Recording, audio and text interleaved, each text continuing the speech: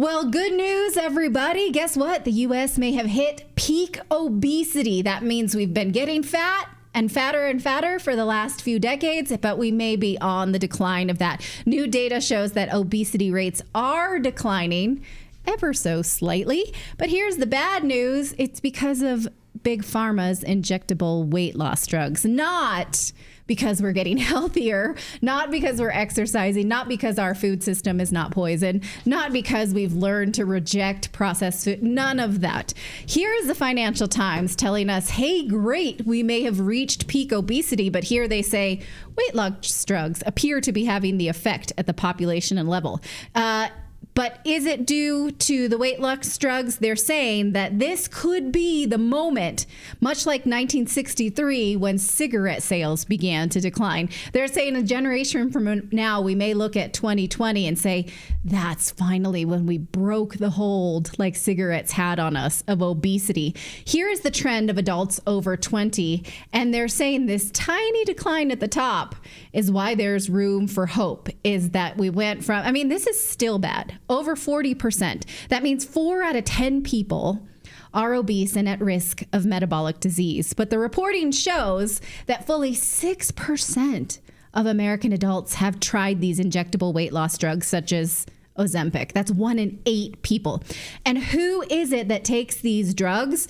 Mostly upwardly mobile, college-educated people. And the data shows they are the same people who incidentally see the biggest decreases in obesity rates. Now, the top article says that this is just magic. It's absolute magic because Americans have not been able to be warned away from processed food like they were from cigarettes. You say, see, it says what makes this remarkable is that in contrast to the mechanisms behind the decline in smoking, which was that public health warnings and tax and bans, with obesity, one single pharmaceutical innovation has done what those methods have repeatedly failed to do. Now, do you think the government has really tried to disincentivize poor eating? I don't see that. I don't think that's the case. So they're saying we gave it our best. We tried public service. We tried tax incentive and bans, but Americans just can't put down the junk food. I don't think we did give it our best.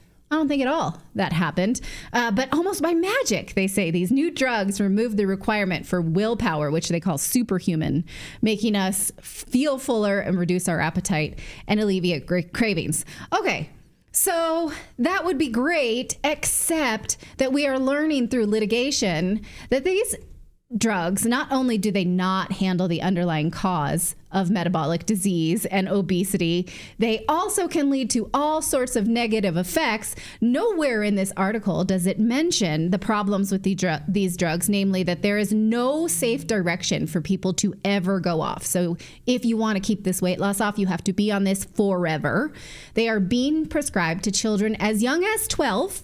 That's been approved by the FDA. And there are dozens of lawsuits claiming not only that they can cause permanent digestive problems, including stomach paralysis. This one lady, she's a plaintiff, says she's suing Novo Nordisk, that's the maker of Ozempic, because she says that she will have diarrhea for the rest of her life. I don't want that. For the rest of her life. I mean, she will lose weight because things are going straight through you, right? That's the wrong way. But also her teeth fell out. Other people, those are other plaintiffs saying that they vomited so much that their teeth fell out. They're saying that causes permanent stomach paralysis. As of this month, there are over 1,000 cases claiming that Ozempic has caused patients intestinal blockages and paralysis. Also, lawyers are gathering victims for a case against Ozempic because it has now been shown to increase your risk of vision loss. In fact, a study in JAMA showed that people on these drugs had a higher risk of a condition called NAION, which causes sudden vision loss, swelling, and pain in the eyes. How bad do you want to lose weight that you'll go through all of this terrible stuff, but you won't actually just maybe take control of your health and your diet? This is asinine to me. Get emergency use authorization because, like, after you have so many adverse reactions, it's supposed to get like a black label warning.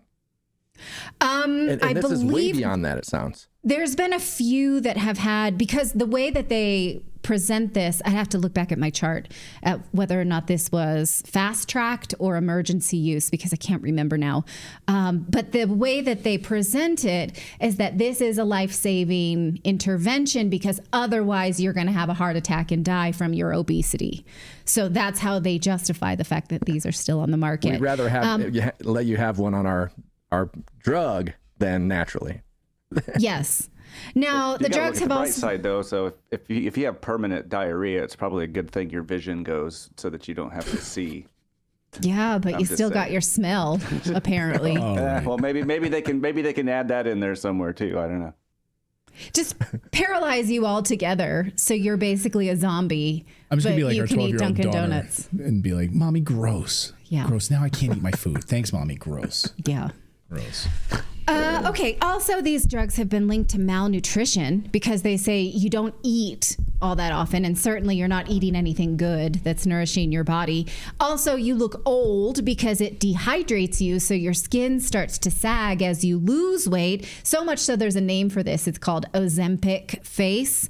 I'm sure I don't have to paint a picture for what that looks. I mean, it's basically like upwardly mobile, middle-aged housewives who all of a sudden look like a zombie and look like they're shooting cocaine because they have circles. Like, right, what this looks like. It's not a picture of health.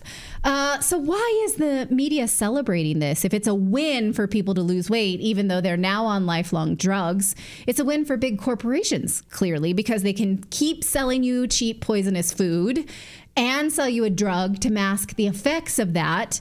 Is it a win for society if we have to do it this way? And in fact, even Arnold Schwarzenegger in his Pump Club newsletter said that this is a move in the right direction. That surprised me. Only his newsletter quite correctly points out the weight loss drug had no impact whatsoever on what the CDC calls severe obesity. Take a look at this chart. This is up over 9%. So these are people who are severely obese, is even higher since 2021. So it's only the kind of obese that are being helped by Ozempic, not the severely obese. This is a really interesting chart. Look how much higher severe obesity is in women to the far right than men, and also the age group that has the highest rate of severe obesity between 40 and 59. So I don't know. Can you celebrate? Is it time to pop the cork on the champagne to celebrate peak obesity when, one, it has to do with this really dangerous drug and it makes you a lifelong client of that drug, and it does not mask any of the issues that are causing obesity? Do you want to celebrate this? It's weird that the media does, right? No, it's not at all, because this is exactly what they want. They want to, from cradle to grave. This is exactly what they want. From cradle to grave, this is what they want.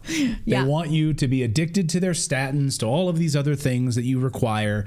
They want to feed you highly processed food, which causes this morbid obesity, which causes the heart disease, and all of these other things.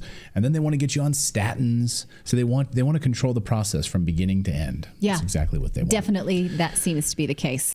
If you suffer from daily pain, I need you to listen to this message very carefully. What we know about pain relief is changing forever. As we age, aches and pains are normal, and we're all searching for effective ways to relieve pain without side effects and addiction. Let's be frank, we've all seen the horrors of the opioid crisis. You may even be affected personally. Your family might know someone that has been affected by this. That's where a pioneering medical scientist comes in, Clint Winters. You may have seen the world-renowned health expert featured in the national media. He's unveiled a natural pain reliever that has taken the world by storm. And I'm talking about Canoladine, the 100% drug-free way to get full-body pain relief without dangerous pills. As you read this right now, Canoladine has become the go-to pain reliever for over 1 million Americans, hundreds of professional athletes. It was even named as the UFC's #1 official pain reliever for the UFC. Right now, you guys can try it.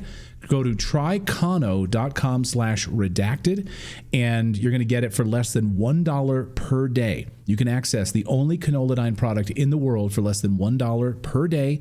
Clint has provided this special link for you guys. You can guys get this special discount. Just go to trycono.com/redacted. I see a bunch of people in the chat who've already ordered this. Give it a shot. If you suffer from chronic pain, you don't want to have that addiction from drugs, trycono.com/redacted, the 100% drug-free canoladine. Try it for less than $1 a day.